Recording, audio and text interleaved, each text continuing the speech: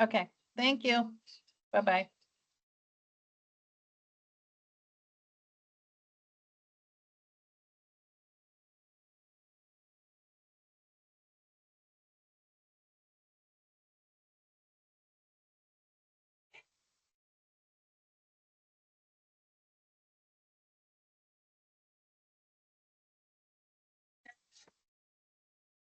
All right, can everybody see that and hear me fine?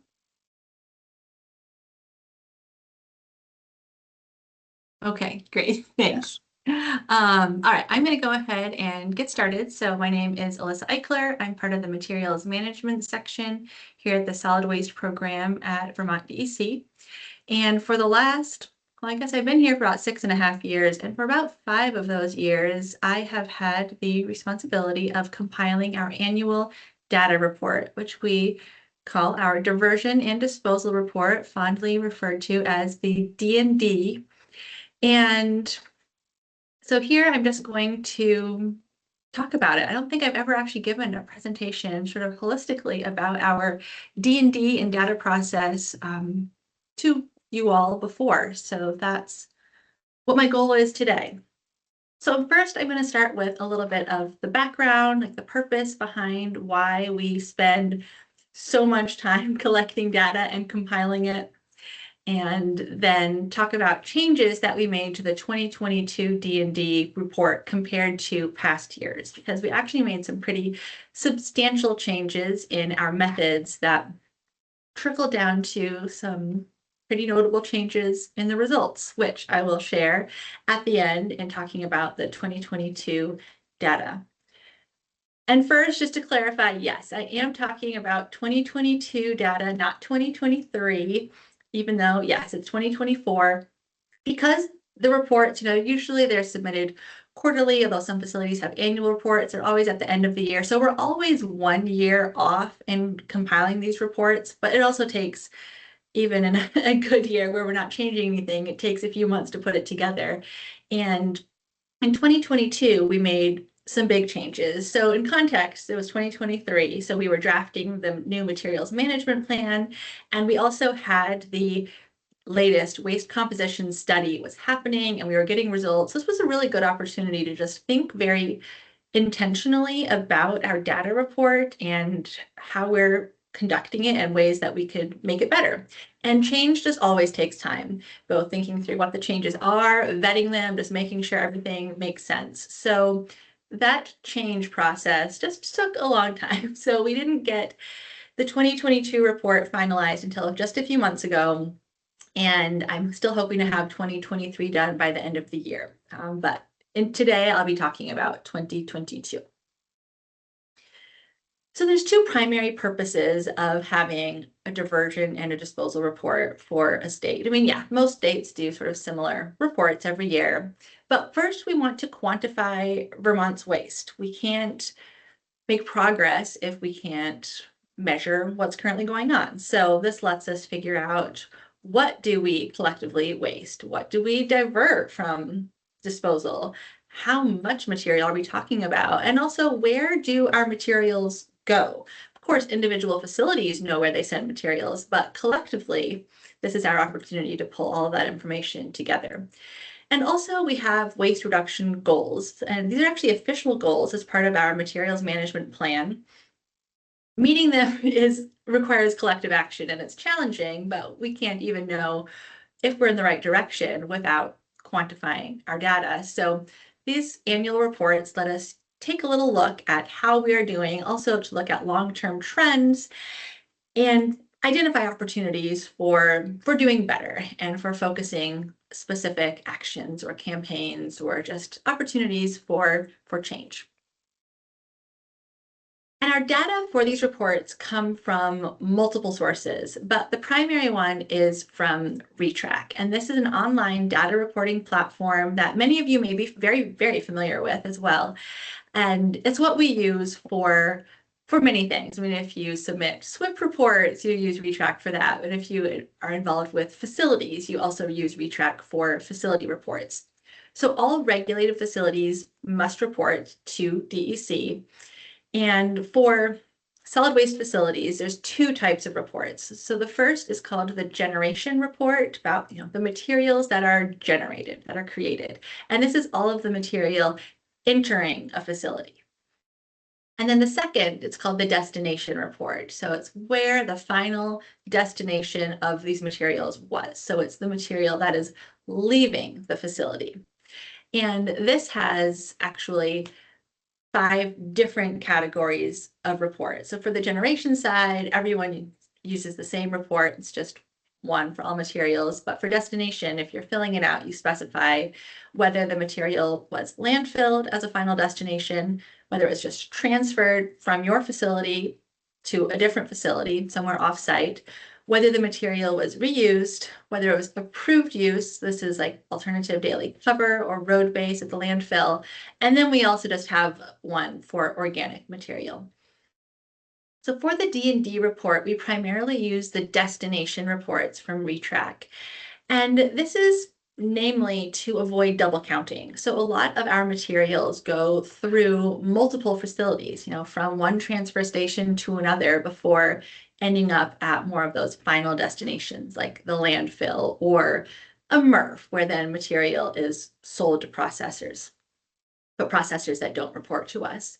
So my first step is I download all of the data from ReTrack and then I sort it by where the material went. And I pull out anything that was sent to another Vermont reporting facility because it would be double counted. And so what I'm left is just all of the final destinations. I also subtract material that is from out of state because a lot of Vermont facilities do have out of state materials pass through it or even end up as a final destination. And we're really concerned with Vermont materials. So I make sure that I'm taking the total, but then avoiding the double counting and then subtracting any tonnage that had out of state origin. Still track it, of course, but make sure that we're really able to just talk about Vermont materials. Oh, and just as an aside, I typically with presentations, I like to save questions for the end, but because this is kind of dense, kind of complicated, I think if you do have a question, if you raise your hand, I hopefully will be able to see that, or maybe Eric could also help monitor that. But if you use the hand raise function, and if there's something that you want me to clarify, or so if you have a question about a specific slide, that might be easier than waiting until the very, very end. All right, Esther, sure. So 2 questions. Yes. Do haulers like Casella report on ReTrack? So haulers do not report. Facilities do. So Casella does a lot of reporting to us, but only through their facilities, not through their hauling. Of course, they are linked, but it's about the tonnage that went through facilities. The other question is, thank you. The other question is that materials might go to a MRF like the Casella MRF in Rutland, but then they would leave the state. So do you consider those in state or out of state? Yeah, so that would be an out-of-state destination. So the MRFs typically are, like, I look at the MRF data because, yeah, it doesn't pass through another Vermont facility after them, typically. So it would be in the transferred offsite, but it would be they're ultimately going to, yeah, an out-of-state processor. Is that answers your question? Yes, thank you. Okay. Pam?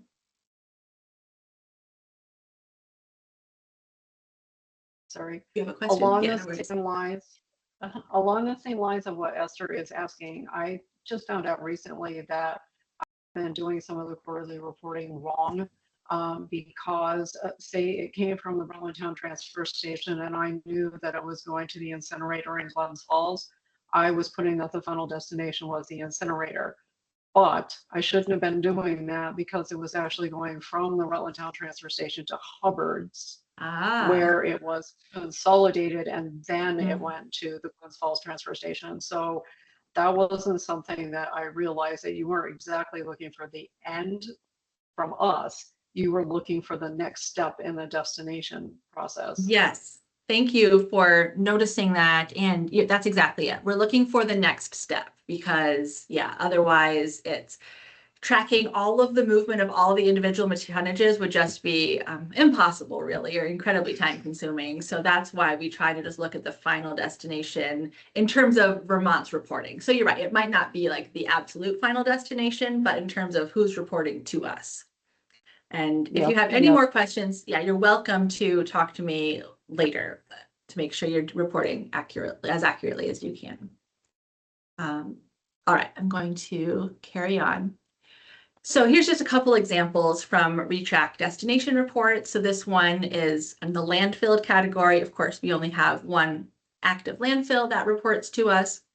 And so you can see in the first column, it's just different categories. Each row is a different category of material.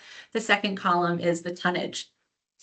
And very similarly, this is a transferred offsite report, I believe, from the Chittenden MRF. And so again, there's each material has its own row, some materials in the first column, and then that destination in the second column. And so, like you said, Pam, that's exactly where you would put Hubbard Brothers, even if Hubbard Brothers is then sending it on somewhere else. And tons and then notes. And so for anyone who does submit these reports, the notes are actually incredibly useful. So this is where you could put, I send it to Hubbard Brothers, but I know that they send it to the destination. Like, honestly, this is a very hands-on activity compiling these reports. I look at the notes. They're really informative. Also, if the tonnage is the automatic unit of measuring, and sometimes people don't have tons. It's a small material. Maybe they have cubic yards or gallons or pounds. And so if you are putting in any unit other than tons, please make sure that you put a note in, because otherwise I just have to notice an anomaly. Otherwise, I just assume that it's tons. So thank you for detailed reporting. Thank you for reporting in general. And yes, the more information you can provide, the more I'm able to create an accurate end product out of it. We use a lot of other data sources as well. So these include the household hazardous waste reports, also in retrack but separate, extended producer responsibility program annual reports, such as from Paint Care, Call to Recycles, from the eCycles program, from the Mercury program.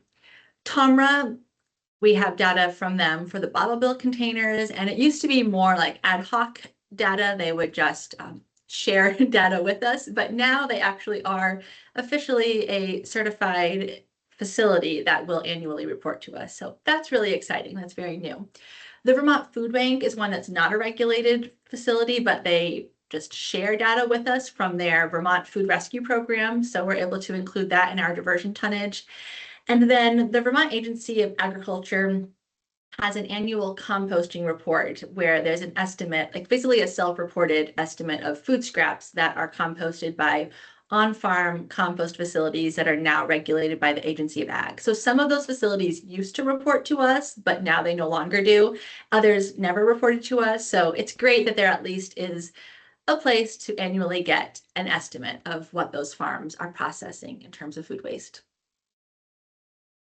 And yes, there are still a lot of data gaps, and where we can, we try to fill those gaps. So every 5 years, we have a waste composition study, and so that's where they sort through the trash. But the last couple of times, we have also asked the contractors to do survey-based studies to help us fill a couple of these gaps, excuse me.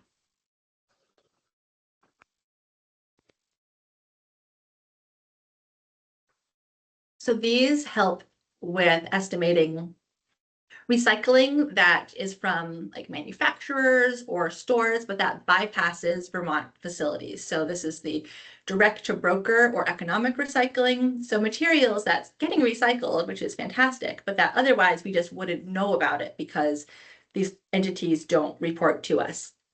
And then also home composting. Luckily here in Vermont, we have quite a culture of home composting, but we obviously don't get that food scrap data. So this survey helps us estimate the amount of tonnage that is being managed in backyard compostings. And obviously both of these, I mean, survey-based estimates are always going to be imperfect, and these definitely are, but they're gaps that otherwise would just be complete data gaps. So at least with these estimates, we're able to fill in something and not just have zeros. Another data gap would be Vermont material that's disposed out of state that does not go through a Vermont reporting facility. So that actually comes to both of your questions. So yes, a lot of facilities like Hubbard Brothers do send Vermont material out of state. And so Hubbard Brothers would tell us how much that is. But the out of state facility that receives it does not report to us. And sometimes there are haulers that directly haul Vermont material to out-of-state facilities without going through a Vermont facility. And because haulers don't report to us and the out-of-state facility doesn't report to us, those materials would be data gaps. But we have a contractor who is reviewing out-of-state facilities to make sure that the franchise fee, so that's the $6 per ton fee on Vermont trash, make sure it's still being paid even when our Vermont waste goes out of state. And so that person is also able to get self-reported tonnage of Vermont waste from those out-of-state facilities that otherwise we would not hear from. And so that's just another way of sort of getting estimates that help fill those gaps. But yet there are still other gaps that we don't currently have a way of quantifying. So they just are basically zeros. These include salvage yards. It includes food scraps that are brought out of state because, again, the haulers don't report to us, and there are some food scrap haulers that bypass Vermont facilities. This includes animal feeding operations, and then most of the reuse economy. If you all have facilities that collect things like textiles and home goods, then that is reported to us and we're able to count it. But of course, Front Porch Forum, local thrift stores, even the big national chains like Goodwill and things, they don't report to us. So there's a lot of reuse that is happening that we just don't have a current way of estimating. So just to have a visual overview, again, data sources are regulated facilities. So this includes landfills, just the one. So News Vermont landfill in Coventry, the materials recovery facilities. Of course, we have two, Rutland and Chittenden, transfer stations, and also the EPR programs, household hazardous waste collection programs. And then we also do get data from some other recyclers. For instance, Canusa Hirschman reports to us, and the mattress recycler in Chittenden County also reports to us. So we do get some unexpected tonnages, which is really useful. And then we have estimates from the waste composition study, like the direct to broker or economic recycling.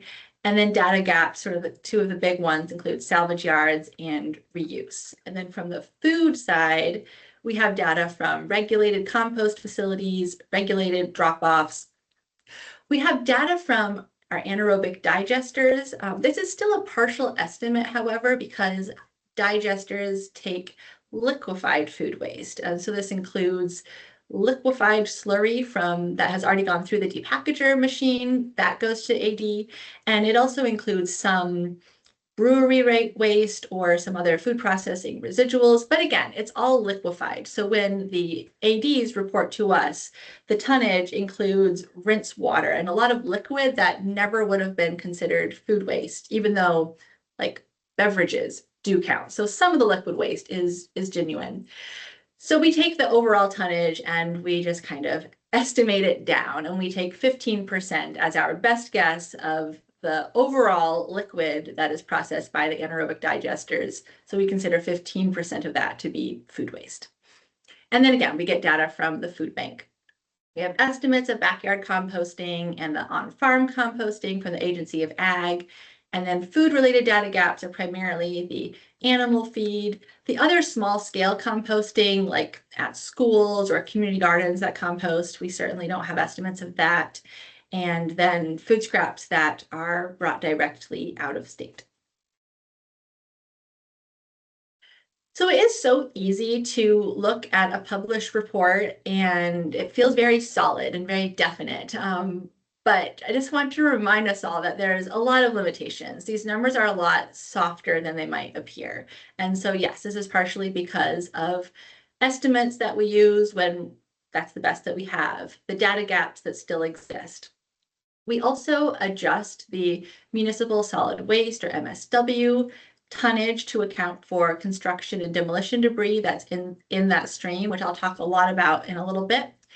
And then changes in methodology, like we did in 2022, are also limitations because they just break the continuity of being able to compare one year to the next. And it can be worth it. Like, we decided that making big changes in 2022 was worth the fact that 2021 and previously are now forever going to be a little bit different than 2022 and after.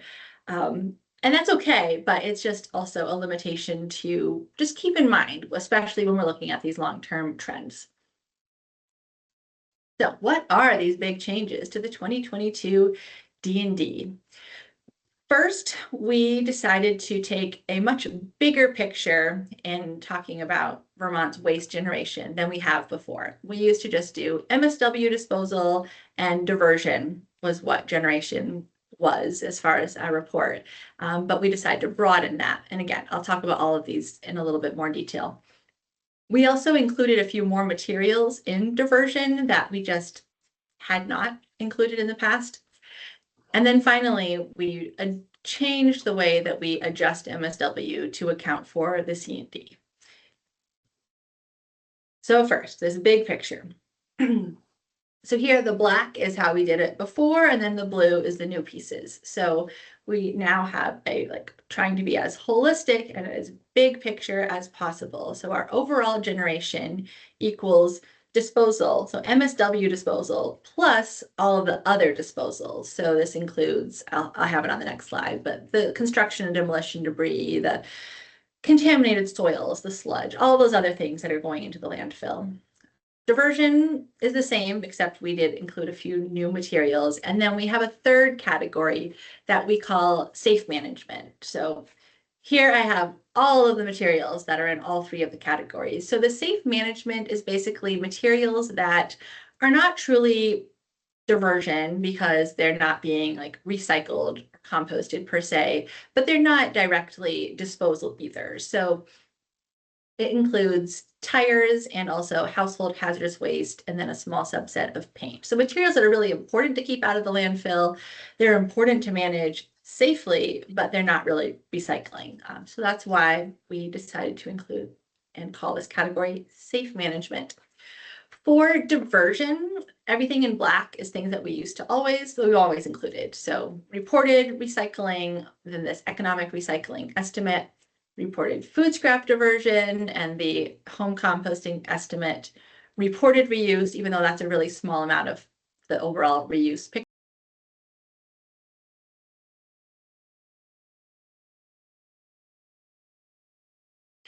It makes sense to include reported leaf and yard debris and clean wood, even though, again, it's probably not the whole picture, but facilities are required to collect these materials. You report it to us. We decided that we should include it in diversion. And then also the EPR programs. Again, we'd always been tracking the data. We just hadn't included it before. So now we are. So paint care, batteries, electronics, and mercury containing products like the lamps. And then in addition to the MSW disposal, we now have this category that we're just kind of calling other disposal.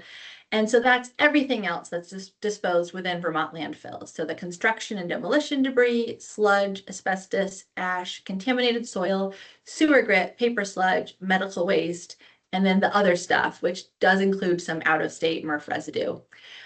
Then also the C&D sent out of state falls under this category, the approved use material for road base or the alternative daily cover, and then a little bit of the paint care that is disposed. More minorly, in 2022, we made a couple other changes to diversion. So we decided to separate food residuals into 3 categories just to have a more granular perspective. So we now have food scraps, which are predominantly composted, although some of them do go through the depackaging facility and end up anaerobically digested. We have packaged food, all of which goes through the depackager. And then we have food processing residuals, which a little bit goes to composting, but predominantly goes to anaerobic digester. And then we had been using for many, many years a 2013 systems analysis estimate of bottle bill tonnage. But in that time, the bottles have changed. There used to be a lot more glass and now it's a lot more cans. So even if the number of containers is very similar, the tonnage has decreased. So in 2022, we use a 5-year estimate from TOMRA, but going forward, we'll get an annual estimate. Pam, did you have another question?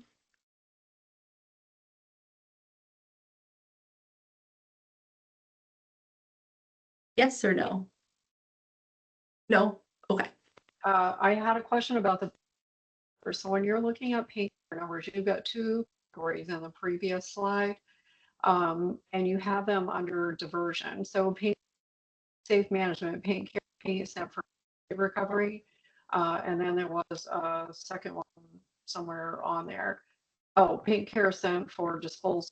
How are you getting that breakout from paint care to separate these out into categories? Like, should we be using this type of separation to do our diversion numbers? That's a great question. And in terms of how you do your own diversion number, you all do it quite differently. There's definitely not a consistent method, which I think is inevitable because resources and communities are all going to be a little bit different.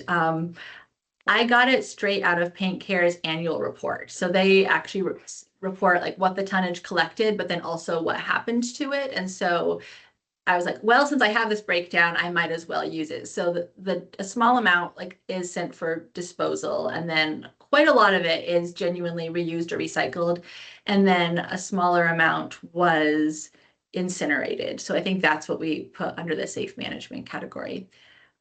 But yeah, if you have questions about how you're estimating diversion, like definitely don't hesitate to reach out, and I'm happy to share my thoughts if that's useful. Yeah, we're definitely not getting additional numbers from Paint Care about what's reused and recycled. We number, and I have to ask for that specifically because we're not billed for it. So I have Okay. to be able to report it. But I never thought of this part, so thanks. Yeah, and I mean, in terms of tonnage, like it's such a small amount, it's not going to like affect your overall like diversion numbers. From the statewide perspective, though, it was just that since we did have that information convenient, I was like, we might as well use it. But that makes sense that it's not reported at that granular scale. Okay, thanks. Yeah, Esther?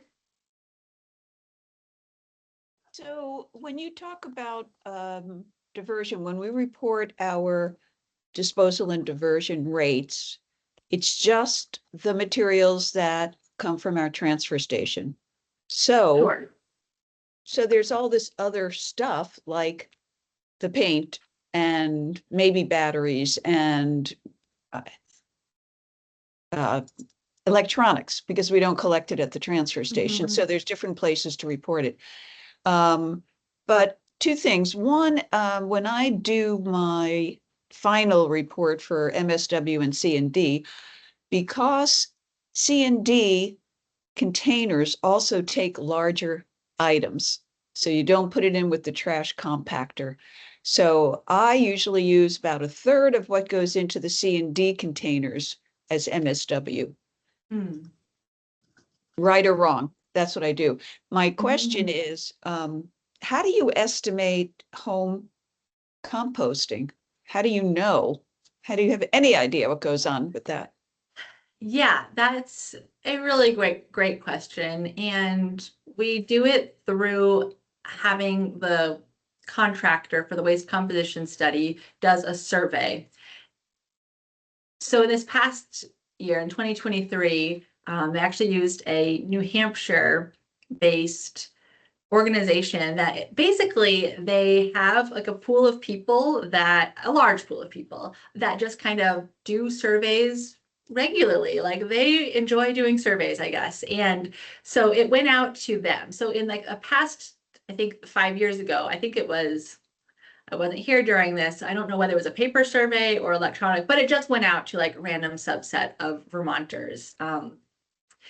So this time it was like purely a subset that like is willing to do surveys because they thought that they would have better results with that. And then they asked those people, what their food waste habits were, like how much, like what percentage of their food do they like compost at home, bring to a drop off, feed to animals. There was a whole suite of questions, and all of the methods are in the waste composition study report. So you can find it there. But basically, they took those survey results and they then tried to quantify, like extrapolate, like from those people out to a statewide total. So it's vastly qualitative. It's definitely imperfect. And it's the best that we have. So it's, but we know that it definitely is happening. And so I'm grateful that we at least have an estimate to use, even if that estimate is just like very, I don't even know how to compare, like how accurate is it? I don't know. But that is where it comes from. Okay, so to think back to just the municipal solid waste. So we get our data primarily from the destination report and retrack, which for MSW, the final destination is either the News VT landfill in Coventry, or it's Vermont waste that's disposed out of state. And so for that, it's a combination of direct reporting from the Vermont facilities that send materials out of state, and then the franchise fee reviewer that gets the self-reported Vermont tonnage from those out-of-state facilities. And then we adjust the tonnage to account for construction and demolition debris in the waste stream. And when we were working in the 2022 D&D, like I said, we were drafting the materials management plan, we were thinking about the waste composition study, and we realized that our adjustment process that we had been doing for many, many years was actually underestimating C&D in the waste stream. And so this is, so we changed our methods. So the old method was just a one-step adjustment based on the 2018 waste composition hand sort results. And our new method is a two-step adjustment process that uses the hand sort results and the waste composition study gate survey method. So I'm going to talk about this in a little more detail because it's a little bit confusing. I'll go as slow as I need to, but it leads to a pretty substantive change. So the reason for this two-step adjustment process is because at many transfer stations, MSW loads and C&D loads are combined. And this is because of just logistics. When they come in, they will find out like whether a load is MSW or C&D. So often in the generation report side of things, facilities will list C&D and MSW separately, but then they literally get combined into these trailers that then go to the landfill. And so the destination, the outgoing report will just say MSW. And when the material gets to the landfill, it just says MSW. And of course, at that point, the driver has no idea how to tell how much of the load was originally C&D versus how much was originally MSW. So that's the reason for adjustment number one. And then in addition to that, there's also C&D material within the MSW stream because, people do construction projects at their homes and things like that. So there's also C&D even within those pure MSW loads, or there could be. So in the waste composition study, they're trying to get like the best estimate of just what is MSW as they can.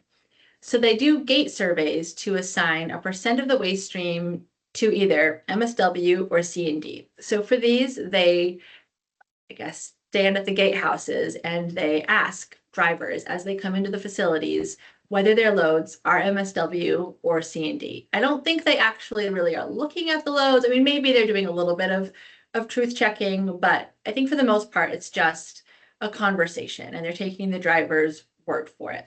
And then from the MSW loads, then that's what goes to be part of the hand sorting. And that's when the contractor, has more than 65 different categories and they're literally opening up the bags and sorting every material into its own category. And then that's where they're finding out like how much C&D material was mixed in with the MSW. So I tried to make a flow chart to sort of explain the adjustment process. So we take all of the reported MSW from NewsVT plus all of the C&D reported from NewsVT, because some loads do go directly to the landfill that are purely C&D. So there's always a small amount of C&D tonnage that is reported as disposed. But we add those two together and say that is the complete waste stream, the MSW plus C&D waste stream that was disposed in Vermont.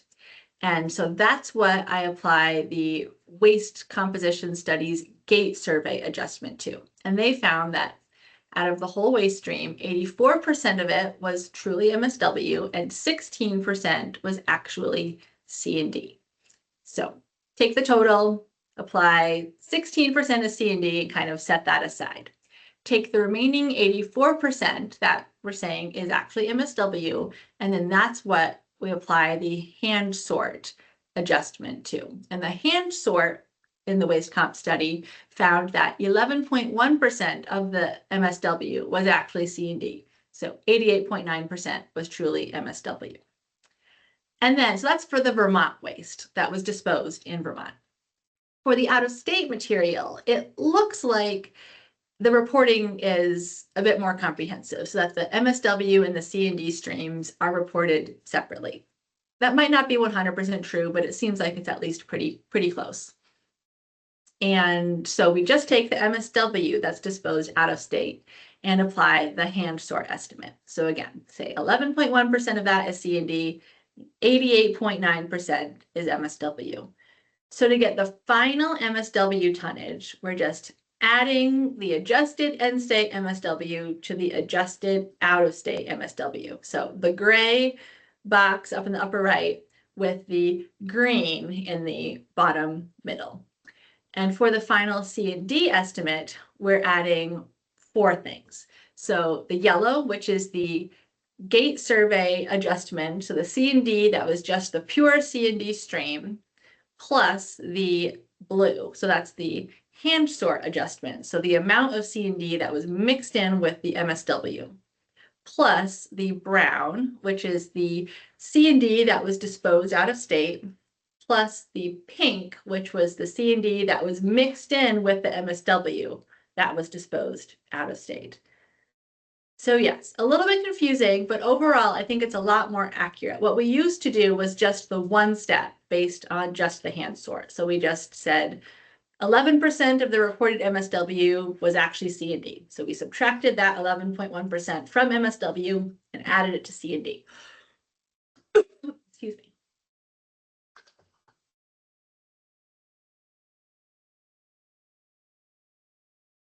So what we get overall with the old method, it was just, we have 11% C&D, which is 89% MSW. With the new method, it's 25% of the entire waste stream is C&D compared to 75% MSW. And to kind of ground truth that, I took about a dozen, maybe 14 facilities throughout the state. You know, I tried to do like the biggest facilities plus a large handful of other facilities. And I looked at their generation report. So what they say incoming was C&D versus MSW. And I took the average and I actually got a little bit more. I think it was 28%. I can't see that part of the slide, but I think it was 28% as C&D. So if anything, I think we're still underestimating C&D slightly, but we're a lot closer to representing an accurate breakdown of C&D versus MSW than we had been previously. All right, moving on, unless there's any questions. 2, the 2022 data. So what are the implications for these changes to our actual data? So I made this new figure. It was not in the 2021 reports or previous, but it will be going forward. And we also put it in the materials management plan because it shows the overall Vermont waste stream. So that orange part of the bar at the very top is the safe management. So you can see it's not a lot of tons, but it's still really important that this tonnage is managed safely. And then the blue is everything that was diverted. The light gray is that other disposed, so the C&D and other things. And then the darker gray is the MSW disposed, both in state and out of state. So this is looking at all of the Vermont waste. And then thinking specifically about the landfill, you don't need to look at this figure comprehensively, but this just shows everything that was disposed in the News VT landfill, both from in-state on the far right column and out of state in the middle column. And the takeaway message here is that our landfill is mostly filled with Vermont MSW. And there's no out-of-state MSW because any entity that wants to dispose MSW in Vermont must have a solid waste implementation plan. And so that really means we don't have any out-of-state MSW. We do have other materials from out of state. And yes, this does include some out-of-state MRF residue. And the Vermont MRF residue is combined with our MSW, so it's not called out specifically in this table.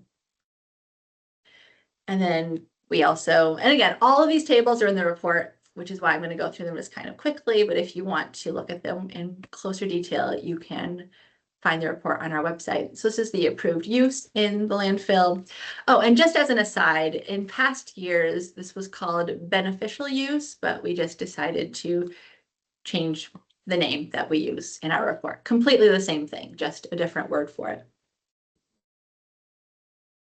And so this figure looks at the past 5 years, so 2022 through 2018, and it shows Vermont's material that was generated in Vermont that was sent out of state for disposal. So you can see that the vast majority of our material, of our MSW specifically, stays in Vermont. A little bit goes to New York and a little goes to New Hampshire, and then a very tiny amount goes to Massachusetts. And the last 5 years has been fairly similar.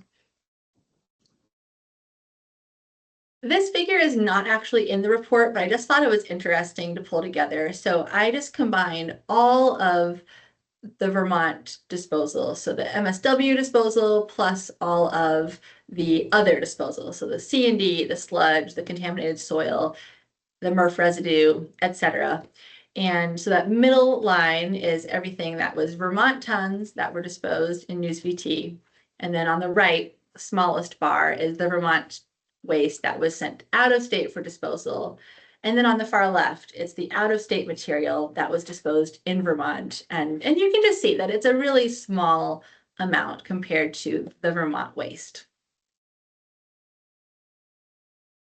So shifting gears to diversion, and just as a reminder, because it cannot sort of bear too much, just that these data are from facility reports and estimates, and that the estimates are not perfect and that it's not the whole story. There are still data gaps. So this diversion estimate is almost undoubtedly an underestimate. So this figure is also brand new in the 2022 report. Josh really wanted a figure that showed diversion holistically, and I think it was a great idea before we just had a facilities figure, which I'll show next. So it breaks down each column is for a different material, and obviously I ordered them by greatest tonnage to least tonnage, and the colors are based on what type of reporting it is. So the green portions of the bars that are generally the largest portion is the facility data, and then the yellow is bottle bill, the light blue is the home composting estimate. So we have that for both food waste and leaf and yard debris. And then the darker blue is the economic recycling estimates. And then finally, the food bank data. But I thought this was just a really interesting way of partially ranking the different materials. So like fibers are still our top material, but food waste is close behind in terms of tonnage diverted. And it shows the role in facilities versus our best guesses with the estimates in filling some of those data gaps. It also shows how C&D is the very bottom of this chart. It's heavy material, and yet by tons, it is our smallest category of material being diverted.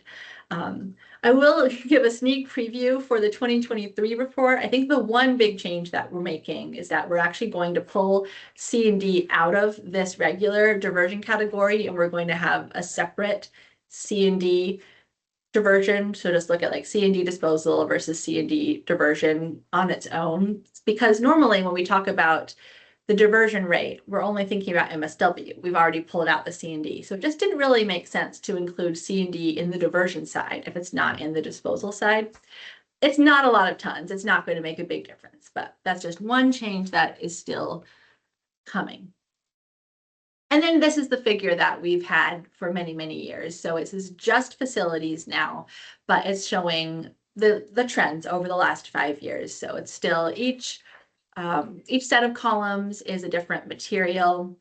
And for the new materials that we just started including in 2022, so that's the clean wood and the leaf and yard debris, and then having the food scraps versus depackaged food versus food processing residuals, I just back calculated so that I could have as many years as possible in this figure. For the depackaged food and the food processing residuals, the depackager and the ADs only started taking things in 2021. So that's why there's no data from further back. But clearly there's still being an increase in food waste over the last few years. And a lot of the other materials are staying very steady, of course, with the exception of C&D, which has been dramatically decreasing over the last 5 years. Again, this figure is in the D&D report, as is the previous one. So what are really the implications for these big changes? So we changed the methods for adjusting MSW to account for C&D in the MSW stream, and that leads to a relative decrease in MSW compared to previous years, based purely on methods. And then similarly for diversion, we included more materials, which is obviously an increase in diversion, again, based purely on methods. But what this leads us with is a new statewide diversion rate of 41%, which is notably larger than our past average of 34%, which has remained incredibly consistent over the last decade. And then if we look at the big picture generation, including the other disposal category, we're at about 31%. So do these methods change and give us a better story for diversion? Yes, they do. Is it a story that I think is better, like more accurately representing what's truly happening? Yes, I do. Do I think that we should go shout about this diversion rate? No, I still don't, just because there's so many limitations that talking about diversion rates is just so complicated that I feel like for us to talk about it, it makes sense because we can all kind of be on the same page. But like, it's not something I would put in a social media post, for example, because it's too confusing. But still exciting. And then this is just sort of how it plays out into the figures that we've had for a long time. And I think it's just kind of interesting to see in context, because even though it seems like there's a really big difference between like a 34% diversion rate versus 41, if you actually plot it out, it doesn't look like an anomaly. Like, yes, it's an increase in diversion and a decrease in disposal, but it fits with just kind of the noise of the trends. So that was sort of interesting to see too. So this is just like our diversion rate figure, diversion on the bottom in blue, disposal on the top in red over time. And so yes, even though the decrease and increase are purely based on methods, it didn't really like break the figure to have it there. And then similarly, this is looking at the same thing, just in a different way. So the green line on the bottom is diversion. So again, that increase is really based on, some of it is food waste. So it's not only adding new materials. And then the decrease in disposal really is just based on the change in methods. And then the top line is the overall, it's adding the two bottom lines together. So the generation for MSW disposal and diversion. And then this final figure is the per capita diversion and disposal. So again, like, yes, there's a little increase in per capita diversion and a little decrease in per capita disposal, but the long-term trend is still kind of no trend. So we'll see what the future has in store. But that is the end, and I'm happy to answer any other questions if there are any.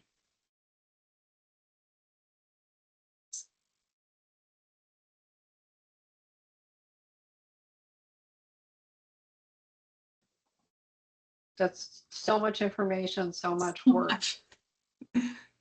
Thank A you. lot of information. So yes, thank you all A lot for of sitting through it. And I'm happy to talk about it at any time if you ever want to chat data or diversion or anything. Alyssa, I just want to say you are a really good presenter. Oh, thank Yeah. you. You know your Yeah. material, it's very clear. Your presentation was illustrating what you were talking about, and you didn't just read what you wrote. So thank you. Well, I really Yeah. appreciate that. Thanks. Thanks very much. Absolutely. All right. Well, thanks everyone. And like I said, if you ever have questions, I'm always happy to talk trash math. It's complicated, but it's also really worth talking about. So, and you can look forward to seeing 2023 soon. So I'm just wondering now, after hearing all of this, if maybe at one of our next meetings that you could do a presentation about how we should be doing these diversion reports. We have the new swoops coming up. We're going to be doing those, and it would be really good if we were all comparing apples to apples. Yeah, I think that's a great idea. And perhaps like me and some of the other swimmies, I know there are some that, have like, I know Addison, for example, we talked with Terry recently, they have an estimate of over 50%. And I think it's because they actually put in a lot of legwork every other year, I think she said, but like calling their businesses and like really trying to capture as much data as possible. So there's definitely no like right answer for how to do it. But yeah, I think having that conversation, like again, with like multiple perspectives could be really useful. So sure, we could definitely organize something like that. Yeah, that'd be helpful. Great. Huge thanks to Alyssa. This is obviously a huge lift. And Very much. I don't think it would be possible without her smart brain doing this because I would not be as good at this as she is. I want to note that it does pull out for the reader, you all, that C&D is quite substantial in the waste stream. So as we think of ourselves as waste managers, I hope you engage with this data. I hope, and as recyclers, you think of yourself as active in that space. Your data really matters. So does your actions. It really does make a difference. And I hope you can see yourself in the data and some of your work. But I also want to say that regarding C&D, I look at our built environment differently now than I have maybe in the past 5 years. I look at the old housing stock in Vermont. I drive to Chittenden County. I see the development going on there. So it's just something interesting. How do we, in the waste of the future, engage with C&D, which is a really tough waste stream? So those are some of the things that come out to me in this data.